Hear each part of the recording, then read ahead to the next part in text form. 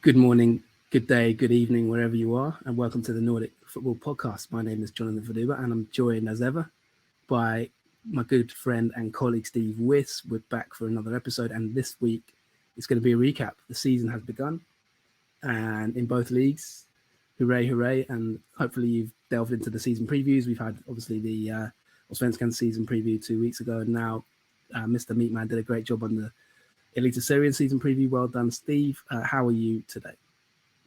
What a very smooth intro that was, Jonathan. Thank you very much for a fine introduction. And I'm doing all right. Delighted that the Eliteserien is back. It's been good to see some football. Not too many goals around, as we'll talk about soon. But I'm definitely enjoying the return of some Scandinavian football. Yeah, and week one kicked off this week in Norway, and that's where we're going to start this week. Obviously, we break up the show for those who are maybe new to listening. We always tend to try and break up the show into obviously Allsvenskan and Eliteserien. Hopefully, you'll stick with us for both. But let's get started with Eliteserien because the first round of games took place this obviously bank holiday for those obviously in the UK. It took place this week. I'll run through the results, Steve, and then we can talk about it. We've got quite a lot of listener questions. And we're going to discuss fantasy in a little bit of detail as well, because I've never seen so many people join the Nordic Football Podcast League, by the way. Really great effort from everyone who joined. I think there's 45,000 players roughly in the Norwegian Eliteserien fantasy, which is incredible, to be honest. So it seems like the league is really growing from that point of view, people looking for their fantasy fix. So I'll just read through the results, Steve. Obviously, we had one postponement, which you're going to talk about shortly. But Rosenborg Viking was the game to kick off the season, 1-0 to Rosenborg. Arlesen 0, Vålerenga 1. Cam 2, Sandefjord 0. Maybe upsetting the form book a little bit on that one. Sarpsborg 0, Bodø/Glimt 2. Stabæk 0, Odd 0. Tromsø 1, Molde 0. Now that's the big maybe shock of the round. That's one that we've already had some questions before we'd even asked for questions. So we're definitely going to talk about that one. The champions beaten. And Brann, their return, 3, Haugesund 0. So those were the games. We've got our itinerary. Steve, we're going to start with the shock loss for Molde, but I'm going to just ask you one or two questions that we've had from listeners on that very subject. Right, yeah.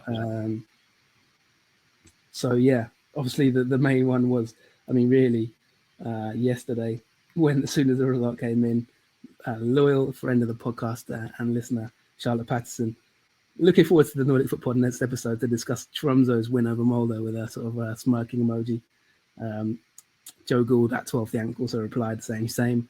So let's start there, Mr. Meatman. What was your take on this game? Yeah, Tromsø 1, Molde 0. And I do believe Charlotte has taken up supporting Tromsø because of the similar sort of maybe Sunderland reference, certainly with the shirts, maybe the sort of location by the sea, the north coast there in Norway. And do you know what? I never saw this result coming at all, certainly not pre-game. And in fact, in running, it just looked like Molde were going to probably end up running away with it 2 or 3-0. I mean, their actual expected goals for this game was officially 3.13 on our, that's according to our partners, Y-Scout. I saw some places list their XG as above 3.5, and they didn't even score a single goal.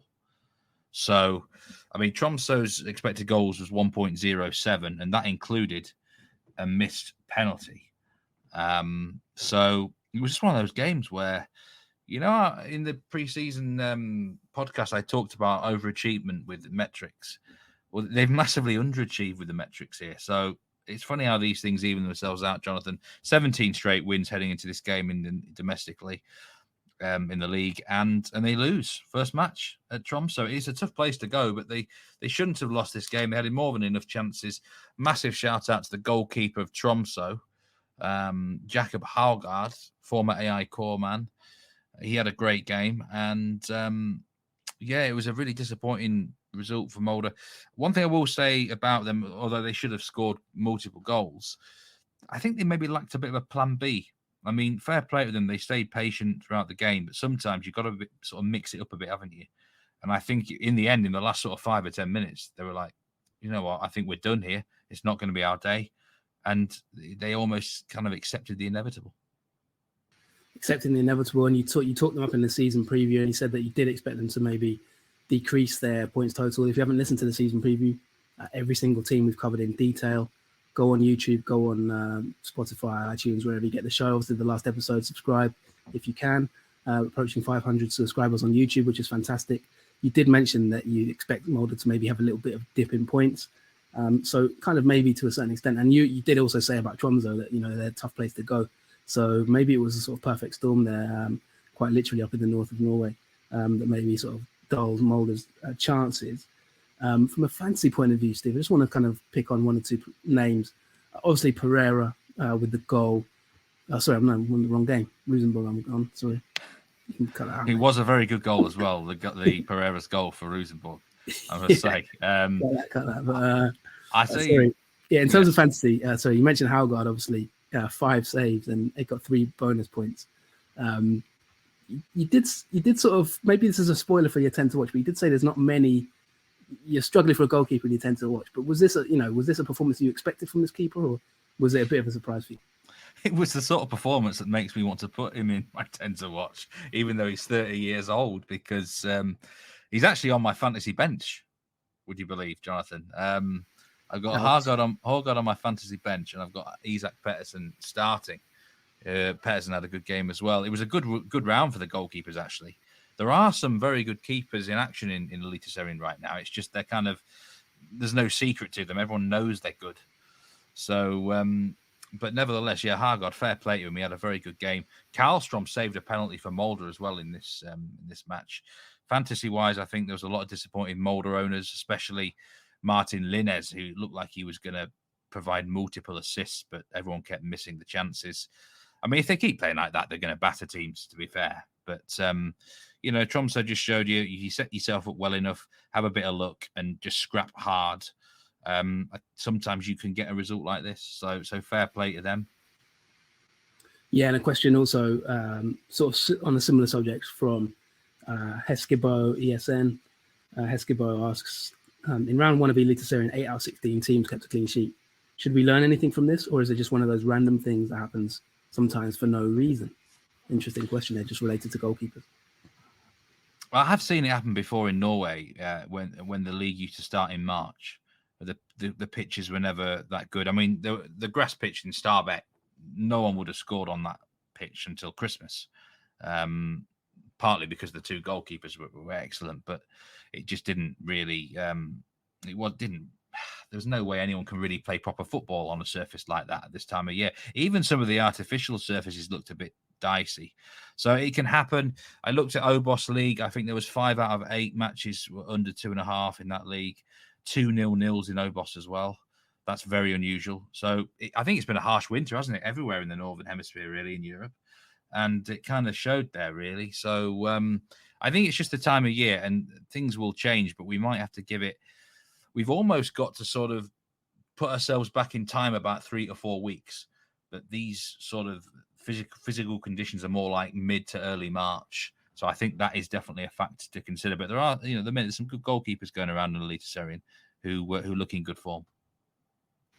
Yeah, Pettersson, we said it off air, didn't we? How we don't quite know how he's in Eliteserien at the moment. He is a top keeper based on his time in Sweden. But let's move on. That's a shock result of the round, really. Hopefully that answers the question.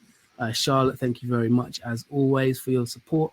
We're going to move on, and I'm going to ask you a bit of a quick question from a listener as well that ties into the next talking point, Steve. It's about Brann. I think we should move on to Brann, shouldn't we? Andy Martin, FPL tactician, says, after seeing one excellent performance from Brann, would Meatman Soccer change his pre-season prediction and put them higher? Now, for those who haven't listened to the season preview, you've got them in the top 6. Go and listen to it to figure out where they are in the top 6, maybe. But Steve, they've definitely lived up to the hype of the early round, haven't they? What a win that was for them. They did. And, sometimes you see teams going into a season and they are overhyped and they don't deliver. Well, Brann absolutely delivered here, Jonathan, no doubt about it. 3-0 win against Haugesund. It could have been 4 or 5. I've got to say I was impressed, but I wasn't surprised because we knew they had great momentum heading into the year. And they're also facing a team that I do predict will struggle. I think Haugesund did show a couple of decent things at times in their defence. And they could have taken the lead, actually. They had a massive chance. But yeah, Brann did look very good. I thought Bård Finner, I mean, you certainly needed to captain him this week in fantasy because he looked sharp, probably the best I've ever seen him play. I mean, he's 28 years old now, and the goal he scored for the 2-0, his first goal, that's the sort of finish that you wouldn't have seen from him in the past when he's been in this league with Vålerenga or Brann. So, yeah, maybe, it's clear that every single player in this squad is so confident, but, let's just see how they get on. I still maintain that I think they will. You have made a good point in the preseason podcast. They might hit a brick wall at some point. It's inevitable. So let's just see. But I wouldn't change my prediction. That's the answer to Andy Martin's question. Thanks for the question, Andy. At this stage, I wouldn't change my prediction there. Yeah, goals from Finner, 2 for him, and Heltner Nielsen. Assists from Finner, Wolf, and Bursting.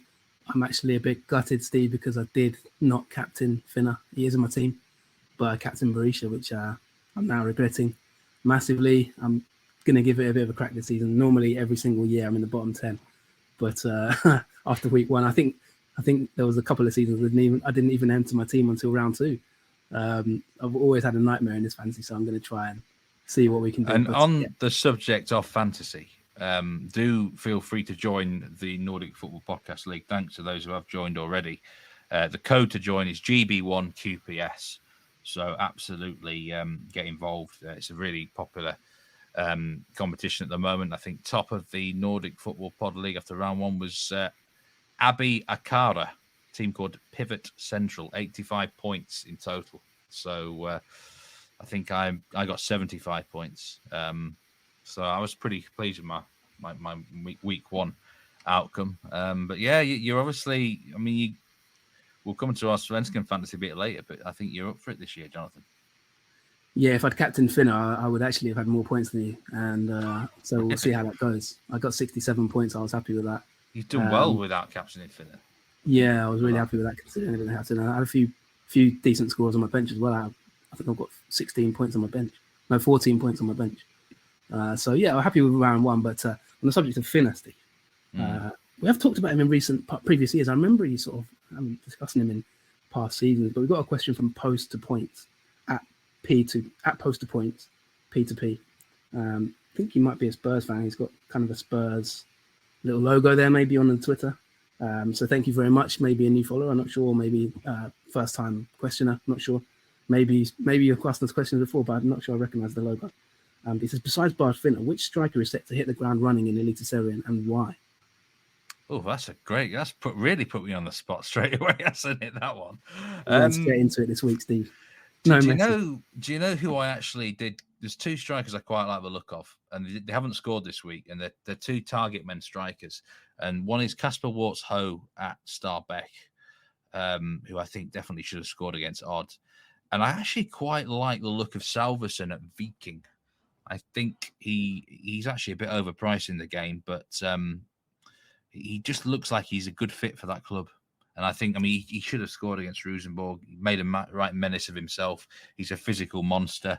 Didn't work out for him at Buda Glimt, but at that club, if they can provide the chances to him, get the crosses in, I think Lars Jørgen Salverson may well be the answer they want. And I think he's going to be a far better signing than Nick D'Agostino, who cost 700,000 from Melbourne Victory. Hopefully that answers your question then. Yeah, some names to look out for there. If you've got your notepad, we talked in the season preview, Steve's pink notepad.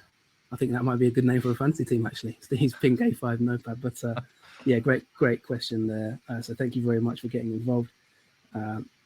Post the points. So let's just keep moving on. Steve, there's 1 or 2 little other listener questions I do want to ask you before we sort of crack on with the itinerary.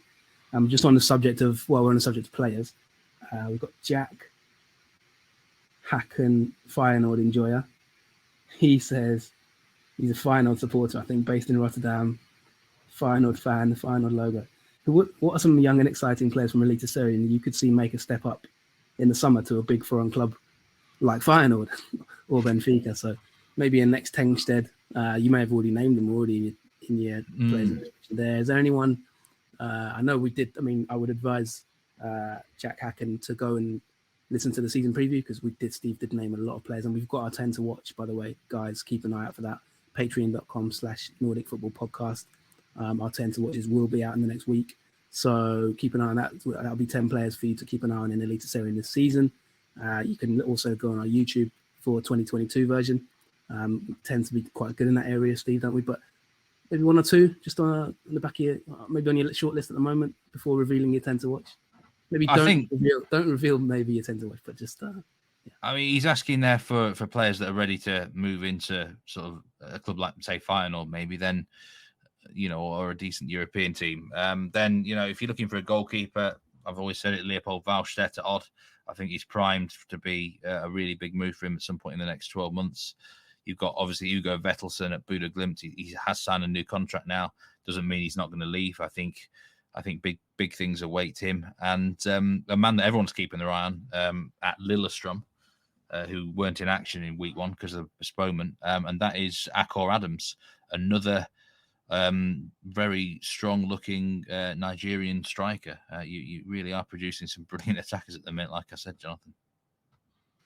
Yeah, it's always a league that produces good players. Both leagues are, really. That's why we enjoy it. So thank you to Jack Hacken there as well. Let's move back to the itinerary, Steve. And in terms of results, the one that did maybe catch your eye as well, I mean, we've talked about there being a clean sheet in every game. Do you just want to sort of pick up on that as well? Like, was there any teams that maybe, who was the team of the week? And from a clean sheet point of view, was there any teams that maybe stood out from that point perspective?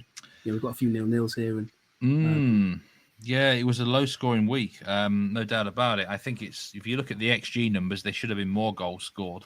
The only real drab affair, I think, was Arlesund against Vålerenga. And Vålerenga nicked a very good 1-0 win there. Sarpsborg had a 0.03 expected goals against Buda Glimt. 0.03. I mean, that's just shambles, isn't it? Yes, they did play with 10 men for the last 30 minutes, but yeah, there was some good goalkeeping on show, some poor finishing. But it's not very often the whole round of Norway Eliteserien is both teams to score no. Yeah, very interesting one. And if you look at the upcoming games, Viking, Lillestrøm, Glimt, Stabæk. I mean, next week, Molde, Rosenborg's a big one. Will we have more clean sheets, or will we get goals? We shall see. But if I do want to ask you actually one or two questions before we sort of round up part one. Big wins for Hamcam, and also we've mentioned Brann, of course, but Glimt, we've got to sort of have a little mention for them, haven't we? They've got off to a good start. Which of those two do you want to start with? Because we do have a couple of questions. Well, let's go to the Hamcam. Hamcam 2, Sandefjord 0, because I've got to be honest, I actually predicted this match wrong. I thought Sandefjord would come here and actually give themselves a live chance of getting a win, to be honest with you. Based on Hamcam's poor pre-season form, Sandefjord have looked good in the pre-season, but they reverted completely to the team that looked like they were going to get relegated last year. I thought they were really poor, actually. And if they keep that sort of thing up, that they're going to finish rock bottom of this table. Sandefjord, nowhere near good enough in all 4 sets of the game. They were absolutely battered, really. Hamcam, Henrik Udal got a couple of goals for Hamcam. I did say in the preseason podcast, where are their goals going to come from? Or maybe this man might get them goals. He was underused at Vålerenga, no doubt about it. He wasn't Fagermo's favourite for whatever reason. But when he did play there, he did score some goals. The last time he played regularly for a team, a whole season, was in Obos for a team called Osan. And he scored a lot of goals, 19 league goals that year. I think it was the year 2020. So, yeah, maybe he's 26-year-old now. Those 2 goals will do him the world of good. And you can only beat what's in front of you, of course. But, he scored a penalty, which I like, a striker taking a penalty, and bagged another before half-time. And he looked dangerous. He put himself about a bit. He caused issues to Sandefjord. And it was a very... it was a good performance from Hamcam. I mean, I've seen some people suggest it was a massive shock result. I mean, I'm not having that. Hamcam were the actual odds-on favourites to win the game. I just think I've seen a lot of sort of 16th place predictions for Hamcam, all doom and gloom. And yes, I didn't expect that the match to sort of go the way it did in terms of performances. But I'm not shocked they actually got 3 points. It's Sandefjord at the end of the day. Yeah. As well. Yeah, you've for those who haven't listened to the season preview, they're not exactly in your good books. I'm not going to say where they finished. Go on YouTube. It is timestamped, so you can actually click on the Sandefjord link and listen to their season preview individually. But let's just say for now that Steve wasn't too up on them. And Steve, we've got 2 questions from Joe Gould. Right.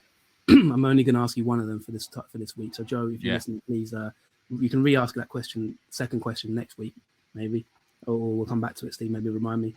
But in a word, would you agree that it was a 6-pointer for Hamcam? Yeah, maybe.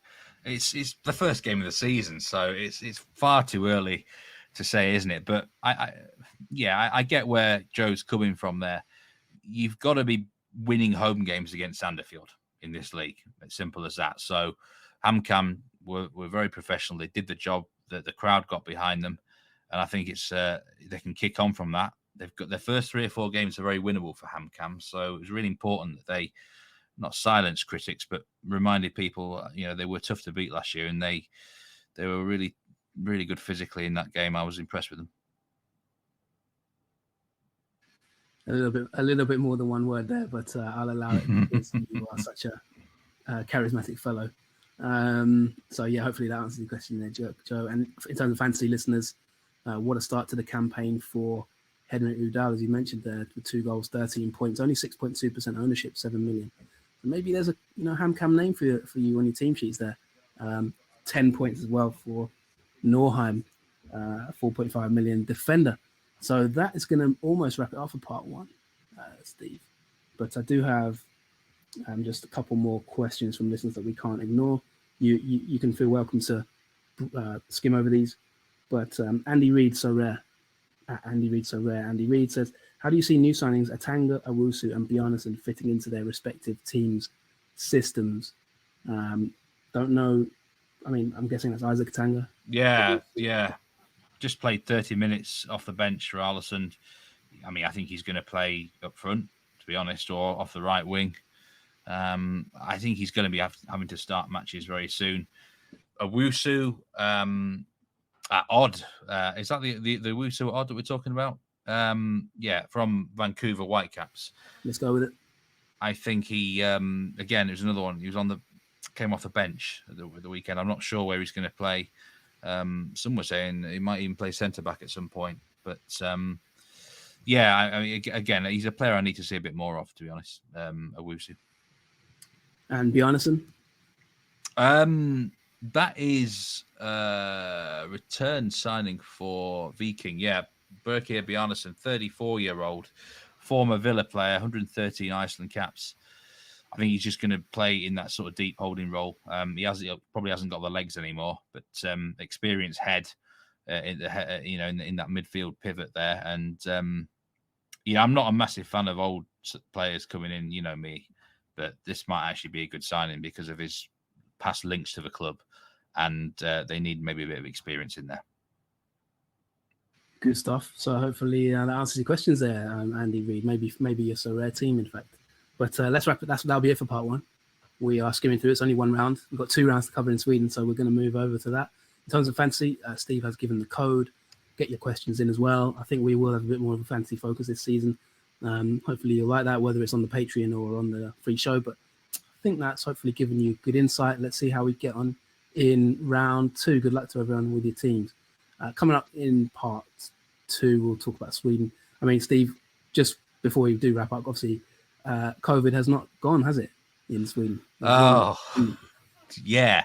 I mean, when I saw this, that Strømsgodset had up to 10 or more players with COVID, I was thinking we're back in the year 2020. I mean, how are we still getting postponements for COVID at this stage of the world? I mean, I couldn't believe it, really. It's like I've not heard of a COVID postponement in any sport anywhere for like over a year. So what on earth are they doing in Strømsgodset? I don't know. 2020, you went back into lockdown, did you? And got your kicked in the I think it's a generous postponement. I mean, basically, they've just had an illness has gone around the squad, haven't they? I mean, you've got to, I don't know. Sometimes you've got to step up, make the youngsters play. So I don't know, Jonathan. I was a bit disappointed that this match got called off, but and I think Lillestrøm would have been a bit annoyed as well. Really, I think they would have won that game. I was quite confident in them this week. But hey, I don't know what the league rules are, so maybe it abides by that. And I think the match is going to get played in about within 2-3 weeks. I heard, so chance of a double game week again in the fantasy. So it seems that COVID has not gone away in Norway. I mean, certainly a lot of people think it's over, but I guess it's not over, especially in Norway. Maybe they're taking a bit more precautions. But yeah, that will do for part one. So coming up in part two, we will move to Sweden. Thanks very much, Steve, for your contributions there. And we shall swap ends as we do and see you in part two.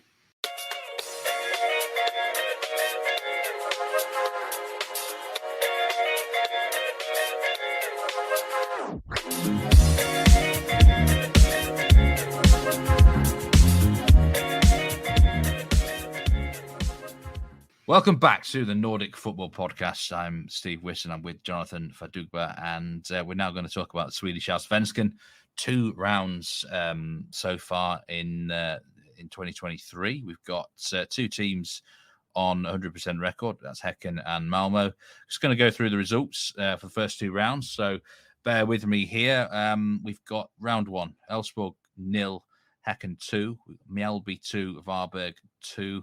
Halmstad 2, AIK 1, Hammarby 3, Degerfors 1. IFK Göteborg 0, Värnamo 1. Shock win there for Värnamo.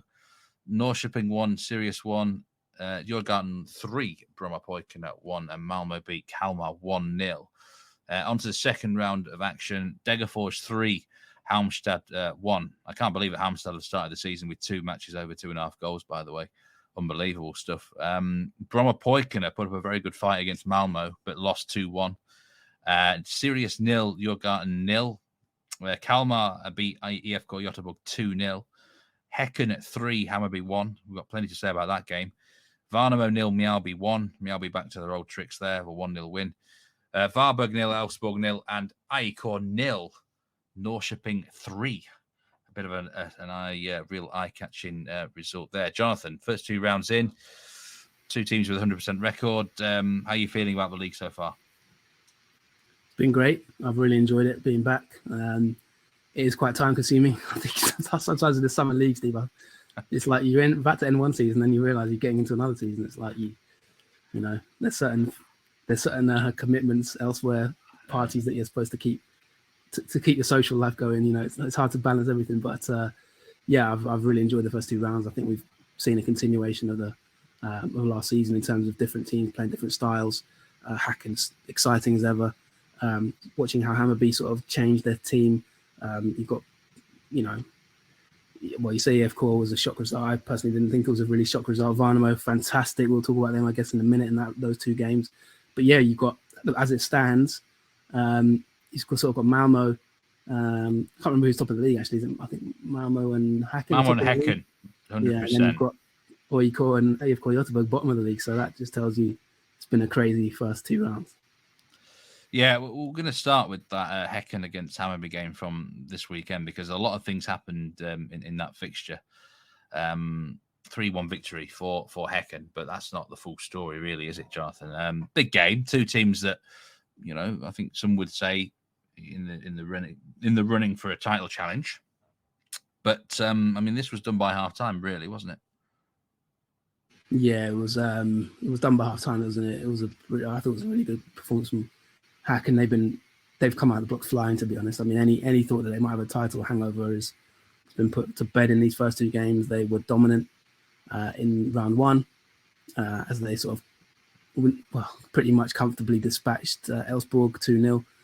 Aman Romeo, who was in my 10 to watch in last season's last season's edition, 2022. He came into the team because of an injury to one of the Gustafsson twins and put in a brilliant performance, got a goal. And Ibrahim Sadiq, who of course I talked about in pre-season, he put in a great show as well. Elfsborg quite toothless. And then this week with Hammarby game, I mean, it was billed as kind of like 2 teams going for the title, but I'll be honest, I didn't quite buy the Hammarby hype. If you've listened to the season preview, you'll see where I put them. It wasn't in the top 3 or 4. And the game lived up to the billing, really. I mean, they were catastrophic. But Steve, we have to talk about one of the worst goalkeeping errors you will ever see in your life from Oliver Dovin, a player who, by the way, I've put in my 10 to watch a couple of years ago. I'm going to stick with it and say he's one of the best young keepers in Scandinavia, let alone Sweden, and he will go on to have a fantastic career. But he's going to have to erase the brain fart that he had for this opening goal. Steve, I've never seen anything like it in my life. I think it was the 4th minute of the game. I think it's had 3 million views on Twitter. That sums up. I mean, you're lucky if you get 10,000 views on Twitter with some of the videos that are clipped I've seen, let alone 3 million. On our account, it's, I think we had 1,000 retweets or something. Basically, to describe it for people who haven't seen it, he's received the back pass, controlled the ball, and then literally walked past the ball and just stood there. I mean, it is unbelievable what he's done. Watching it back, I think he thinks the penalty spot is the ball. And so basically, but if you look at that, if you actually look at him when he does it, it is like, a lot of people said it's like a FIFA glitch. It is like, it genuinely does look like a FIFA glitch. It's like something on Football Manager, isn't it? On the match engine as well. It's like he just stops, like his body just stops. It's like he was possessed or something by a demon. He just stops, like he just walks forward and stops. Leaving Benny Traore, who's obviously spent a year out injured, the biggest gift of all time. He actually said at half time that it was a gift from God because he had a chance against Elfsborg in the first week that he missed. Obviously, he's missed a year pretty much through injury. So, yeah, you'll never see anything like it. You need to go and watch it if you haven't. I've honestly never, ever seen... I mean, I even showed this clip to the wife, and she hates football. Like, she generally hates football, mostly because players dive around all the time and stuff, but she couldn't believe it. Everyone I've shown this clip to is like, wow. In fact, several are thinking he has to try to fix the match or something because... I know, but it's just one of those. It looks so incredible that, I mean, he's always going to have to live with that, isn't he, now? But it's such a freak one that, I mean, hopefully he can recover because we know he's got a great talent to him there. But it kind of set the tone, didn't it? I mean, I thought Hammarby's defending in this game was abysmal, to be honest. But when something like that happens to a team early on, I can almost understand it. It rocks you mentally, doesn't it? Yeah, I mean, Marty Cifuentes at half time said that, they just didn't come out of the blocks. He said that the shape that he wanted to sort of implement just didn't work. I mean, he made changes in the second half. But yeah, you're right. That goal just sort of killed them really to a certain extent. But it's not an excuse, I don't think, because teams can still recover. Benny Traore with a hat trick. He started the season really sharply. He's actually come into the team as sort of the Yeremiev replacement. I'm not sure how long that will last for because Ola Kamara, of course, is their sort of main signing. But Traore's got the shirt and he's so far justifying it. Getting on the end of those chances. He scored another. It was a brilliant little action in the box for him to sort of weave his way through and get the second goal. And then he got a lovely third goal as well. So I think that Traore is a decent player. Maybe for fantasy purposes, he could be one to look at for your team. I don't think he's hugely priced. I think he's cheaper than Ola Kamara, in fact. But Kamara did come on late in the game. And Traore said after the match that he's just delighted. He after spending so long out injured, there were two really fantastic stories here. Traore's return and obviously Christopher Kazani's return from Norrköping, which we'll talk about later. But those two being out for so long and missing large parts of last season, it was fantastic to see both of them back for different reasons, of course. Hammarby, not a good start to the season for them. The derby is this weekend, AIK Hammarby, Stockholm derby, so that is going to be massive. But although they beat Degerfors, I actually felt Degerfors could have got something from that game. They had at least two clear one-on-one chances that Dovin got them out of. And to be fair, Dovin made some good saves after the error. He made a couple of good saves in the first half to stop long-range efforts and things like that. So he'll have to live with it. He's a young keeper, but yeah, honestly, never seen anything like it in my life. Well, we're going to move on now, speaking of AIK there, because two teams are rock bottom of the table. AIK and IFKG Göteborg. And this actually kind of leads me into a question from a very loyal listener down the years. At Odin's Creation, does that Twitter name ring a bell to you at all, Jonathan? It's Ted himself. And What? Where? Well, you must have missed it, but Odin's Creation has tweeted at us, and that's Ted. What team in both leagues do you have a soft spot for, but think they won't last long, relegated this year or next? Well, it's ironic. I've got this soft spot for IFK Göteborg, and if they keep these performances up, they're not going to last long, are they? But I mean, let's go here. AIK and IFK. A shambles of a start to the season for both. What's going wrong? I mean, let's start with the AIK here. 3-0 loss against Norrköping. You maybe bring Norrköping into it as well here because they were quite good, but terrible start for the new manager in Stockholm there. Yeah, where do you want to start? Well, I guess we could just start with go down the league table. Steve has decided took it upon himself to support IFK Göteborg. I actually saw you've joined the IFK Göteborg supporters fantasy league as well. So there's definitely someone's definitely nailed their hat to the mast, so to speak. But yeah, unfortunately for you, you're in the relegation places after 2 games. AIK also rock bottom of the league behind Bromma Poikina on goal difference. AIK we'll talk about in a second. I'll start with the IFK Göteborg. No manager, no sporting director. I think they're still looking for a sporting director or it's interim.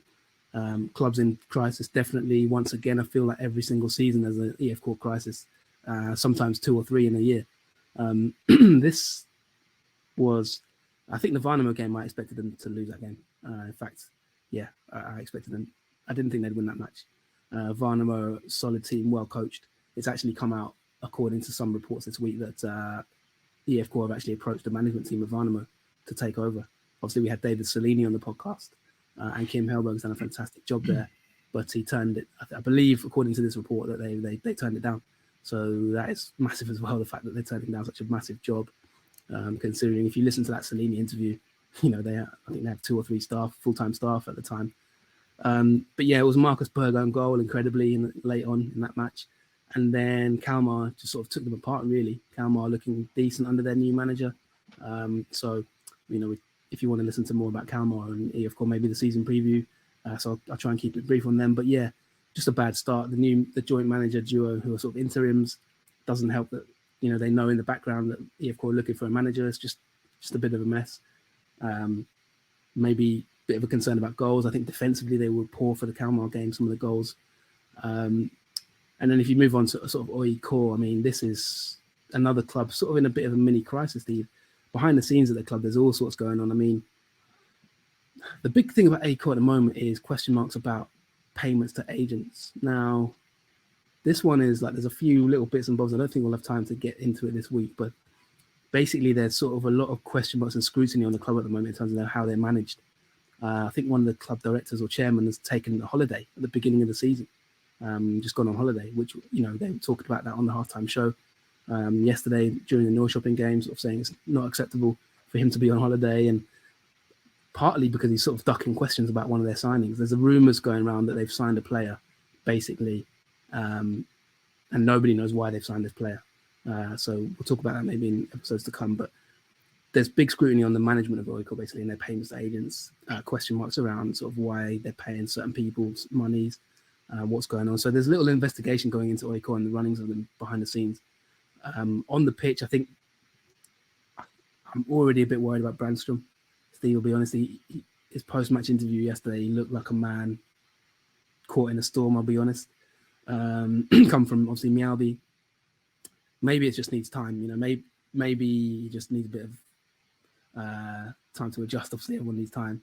But he did look a little bit kind of eyes glazed a little bit in that game. I mean, the AIK fans were going mad when it was 3-0. They were booing. They were booed off at half-time. Norrköping were fantastic, by the way. But, yeah, even the Halmstad game, obviously first game of the season for AIK, losing to newly promoted side, that's just poor. They don't look solid. They're leaking goals. 5 conceded in 2 games. That's not like AIK. New signings, Jimmy Dermaz got taken off, and I think he came out and said something about he's not happy about being taken off. He's only just joined the league. So things are not looking great for AIK. This derby this weekend, AIK Hammarby is massive, because whichever team loses that game, there's certainly going to be a few words to be said. If AIK were to lose at home to Hammarby, Brandstrom's already, I really hate this whole narrative of like managers getting sacked so early and stuff like that, but he did have a bit of a haunted look about him even yesterday. Yeah, and at Barisha Show asked what's gone wrong at AIK. I hope you managed to answer those questions there that you required. I think you pretty much said what's going wrong. I must say, you talk about players who get angry about being subbed off and then say it to the media. That really pisses me off. I don't like players like that. I think they're far too above their own station. And it also, though, suggests that maybe there's not enough sort of management control or authority, and that is a worrying start indeed for AIK. And in terms of Gothenburg, then I actually watched a bit of the game against Kalmar. I'll give Kalmar some credit. You got to give them a bit of credit because they look really solid. It looked like the Kalmar more of last season. Really, I mean, IFK's expected goals in that game was really low. Trying to find the exact figures here, but I think it was like 0.4 or something like that. They just offered absolutely nothing whatsoever. And, that was a good bounce back win for Kalmar after getting dominated heavily against Malmo in round one, although only losing 1-0. I mean, we just going to talk about Gothenburg now because I noticed I saw a tweet of yours, Jonathan, some flights that you booked, and you are returning to the country this summer, I do believe. I don't know what position EFK are going to be in when you go over there, but you are going to be taking in quite a few games, I do believe, on your when you go back over to Sweden this summer. Yes, the triumphant return. After I think I said 5 years on Twitter, but it's actually 6. I think. Can't believe how time flies. Really, 6 years. Last time I was in Gothenburg, Steve, we recorded an episode in the laundry room of a hotel that I was staying in.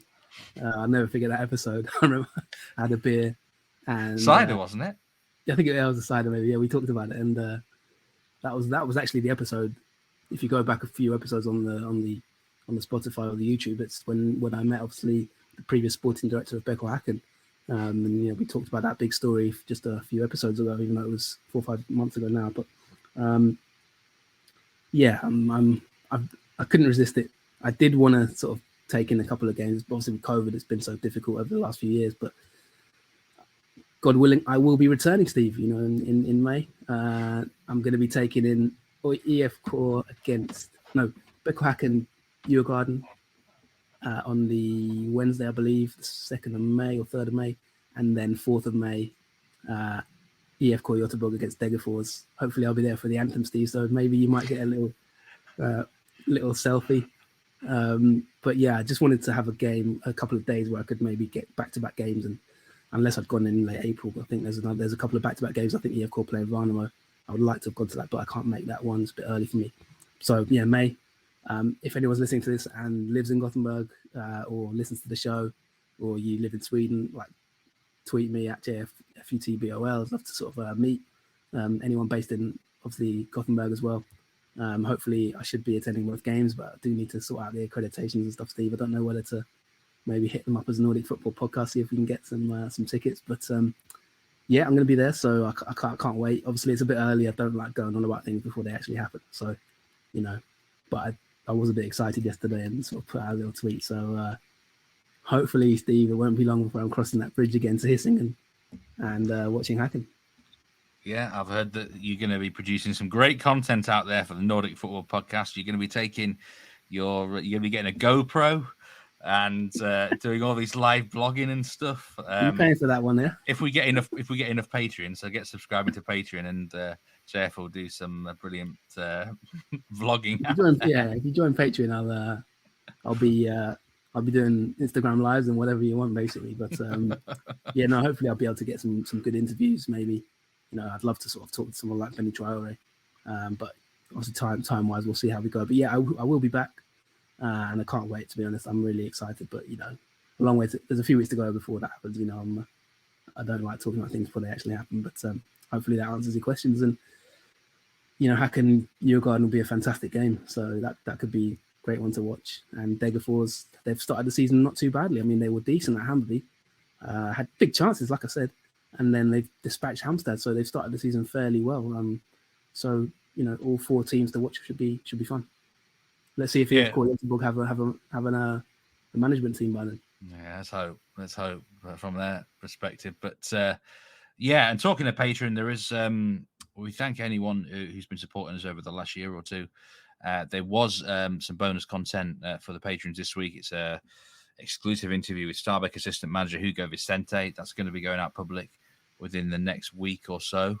We thank very much Hugo for his time there. It's a really great interview. Going to timestamp it and everything on YouTube, and a great insight into the club of fantastic young and aspiring assistant manager. And back to Halmstad. Not Halmstad, Degerfors, sorry. You're right, they're quite an exciting team. And there's a player in their team who did very well for you in fantasy this week, Jonathan. In fact, you've actually been doing extremely well in Allsvenskan fantasy. I was looking at the NFP league table, and I tweeted this. I thought it was a mirage initially. But JF is 5th in the table. In fact, you were actually top of the league at one stage this weekend. But now we've got Björn Lomaland is top on 141 points with a team called Norrabania. Anyway, he captained Isaac Kiesertelin like me and you did, but he also got Benny Traore in his team. So that's why he's done so well. But yeah, great start for you, Jonathan, in fantasy. And what have we got the league code to join for this? I mean, if we can't do it on this one, you can maybe tweet it out. But yeah, you bang up for it this season, mate. Yeah, I've got the league code for me for you here. If you haven't joined it yet, it is WWVOV9 fantasy.allsvenskan.se. Again, we've got loads of people joining the league, which is fantastic. I think the Eliteserien league is slightly bigger, but yeah, there's 41,000 players in Allsvenskan fantasy, about 42,000 total. And I'm currently ranked 1,286, which I'll take. Yeah, happy with the start. Long way to go. Obviously, Zetterstrom got sent off for me, so that was -2 points that I could have done with in Sirius Djurgården. We haven't actually talked about Djurgården, but yeah, they've made a sort of okay start. Dispatching BP and then drawing away at Sirius. Sirius might be one to keep an eye on this year. They've had a better start than I expected. But yeah, happy with the start. Obviously, I can see you've got an eagle eye on my team, checking out the players I have. But yeah, I was happy with this week. I think Sadiq got an injury, which I'm worried about. But yeah, I'm going to need a new keeper now, basically, because Zetterstrom's facing a ban. So I shall be in the market. I also need a new keeper. I've been caught out massively. I went with Noel Tornquist for Mjällby, and you know what? I very nearly changed him because he made an horrendous error in the first game against Varberg. Shocking error. And Anders Torstensson has been ruthless and dropped him. So, yeah, I don't blame Torstensson. You can't make mistakes like that and get away with it. So I got the keeper I've got on my bench is basically just a cheap backup who never does anything. So I've got to get a goalkeeper in. So I don't know who I'm going to choose. Taking -4, playing any wildcard already? Well, I've got transfers. I've got 2 free transfers. So. But I'm annoyed that I'm having to use a goalkeeper because, I'd planned Mjällby's fixture so well and they get the clean sheet. And my man, of course, or maybe they wouldn't have kept a clean sheet if he was back in goal again. Yeah, well, I watched that game against Varnamo. It was a very low-key game to be honest. There wasn't many chances for either team. Varnamo were a little bit disappointing, actually, on the back of that massive win at IFKG. And, of course, the game was played at a neutral venue because it was played at Elfsborg Stadium because Varnamo's pitch wasn't ready for the match. So I think that probably played into it. I think the attendance was less than 1,000. So it was really subdued atmosphere. It was a midday kickoff. But yeah, I did catch the game. Malby looking solid as ever. I was impressed with their defence. As always, Torstensson, solid, organised manager. And Varnamo probably just still not getting the balance of their squad. I still think they're not quite sure. Like Engvall had a disappointing match. He looked better off the bench against the IFKG in the first round. So few things going on with Varnamo maybe to iron out, but yeah, as I mentioned, they've been, they've turned down the IFKG job, so that's very interesting and one to keep an eye on. Would you say, and we'll finish the pod by talking about this, Isaac Kiesertelin is a must-have in fantasy at the moment because he has scored 2 very important goals for Malmo against Brommapojken late on. He scored in round 1 as well. He served me well so far, I must say. I watched this game and I wasn't actually that impressed with Malmo. But they kind of got the win, almost like a champion's win, playing poorly. But Keita Tellin looks sharp right now, doesn't he? Yeah, he's getting the goals. Obviously, first game was a penalty. Malmo Kalmar was a very sort of tactically intriguing game. Malmo went with three they tried to sort of emulate Pep style. They went with three defenders and kind of tweaked the team around. It was quite interesting to see what he did tactically there, Henrik Rydström. And eventually it paid off. I think he went back to a back four against Bromma-Poikina, if I'm right in saying. And they were losing for stretches of the game. I know you watched the match. I haven't actually caught this game yet. I've seen the highlights. But Keita Tellin, he's a main striker, isn't he? He's gonna be their main man for probably till the summer. It's just a question of how can he stay fit, really. I think sometimes Keita Tellin can get injury problems, and that'll be the issue. I'm glad I captained him. I nearly didn't, so I'm happy that I captained him in the end. But I think he's going to be an important player for them. The only thing with Rydström is there has been sort of that he does show a tendency to maybe potentially rotate, but I can't see Keita Tellin being rotated too much. So yeah, he's probably a must-have at this moment in time, despite his price. Yeah, I thought they were poor. I've got to give Bromma-Poikina a bit of credit, though, because I thought it was a really encouraging performance from them. Alexander Jensen scored an excellent goal, actually, and they hit the post in the first half as well. They might be a handful at home, who knows? They will concede goals, and there were some mistakes at the back, but not too bad from them. But, you get the 3 points sometimes. Doesn't matter how you get them, does it? It was a bit like Rosenborg in Norway this week. But 2 teams on 6 points. And I'm just looking through if we've got any significant questions about Norway on the Twitter. I'm not sure there was anything specific about Sweden. We do have a question. Which I'll which was where was that? I'll answer. It wasn't about Allsvenskan in general, but it was about players, wasn't it? I think it was a question that you had. Oh no, it was about okay, fine, forget it. There is actually a question. Ted's question. Ted's question about soft spot. Question. Sorry, yeah, Ted's question. Yeah. Team that I have a soft spot for, but think they won't last long. You've chosen the Swedish team, so I'll go with Haugesund. I think they, they're not looking great, are they? And did have a bit of a soft spot for them, just a bit like Christiansen. I did like them, and they were toast. So could be the kiss of death. But I think Odd and Haugesund are the two teams I quite like in that league, and I suppose Odd have got a better chance of staying up than Haugesund at this moment in time. But yeah, hopefully that answers your question. By the way, Ted, seeing you on Twitter made my day, to be honest. I didn't actually realize it was. I'm shocked you haven't. When I saw Odin's creation, I must say, got a new Twitter account. My eyebrows went up because that's the best news I've seen all day. It was sensational. Ted, I hope you're doing really well. Really well indeed, mate. It's we appreciate your loyalty over the years. We will round off the show by mentioning a kind of a real good feel, actually, in the Norrköping game. A player that we were deeply concerned about last year, but he's made his return to the field, and this was quite emotional, wasn't it? Yeah, I mean, we probably got to end the show with this one. I can't avoid talking about Norrköping, Steve. But the biggest story, I think, of the week, in fact, is just this return for Christopher Kazani at AIK Stadium. There was a massive banner of him from fans in previous weeks, but the story has had us, well, hopefully a good happy ending. Basically, Christopher Kazani, you might remember if you're a regular listener to the show, you might remember we talked about Norrköping last season when they were in really bad run of form with Rickard Norling, and there was one game they nearly had cancelled because the player was so shaken. And there was a rumor about a player. No one knew what was going on. Like, there was a rumor that a player had a serious health issue. Nobody knew what was going on. Then it came out that it was Christopher Kazani, but nobody knew quite what was going on. Basically, Steve, obviously, we never really picked up after that. We just said get well soon, didn't we? And we it was April 2022. He received the news basically that he had a malignant brain tumor. He had a long break from football. Of course, nobody knew if he would ever come back. He underwent surgery. He's beaten the tumor, come back to everyday life, and is back playing again. And he came on. He hasn't really played. Obviously, he played in the cup game, but 17 months since his last Allsvenskan game, Steve, he's come on and got an assist in the game against AIK for the third goal. He actually changed the game, in my opinion, in that second half. When he came on, he was brilliant.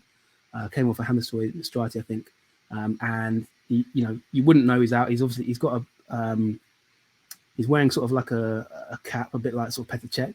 I don't know if that's related, but yeah, basically, Glenn Riddersholm, the manager of Norway, came back and said he's a role model.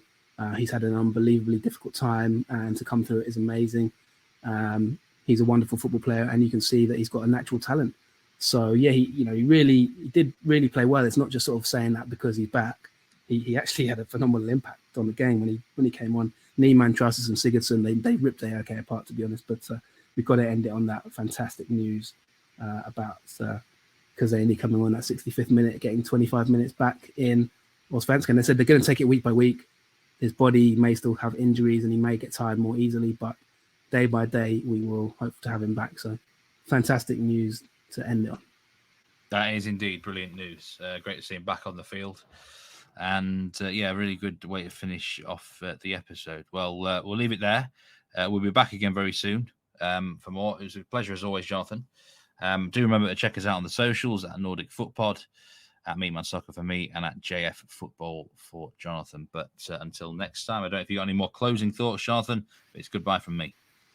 Yeah, that's it. Don't forget patreon.com/Nordic Football Podcast. If you haven't listened to the Starbeck interview with Hugo Vicente, and we will have more content we need to talk about that. But Steve, we've also got our 10 to watches, which will be coming in the next week or so.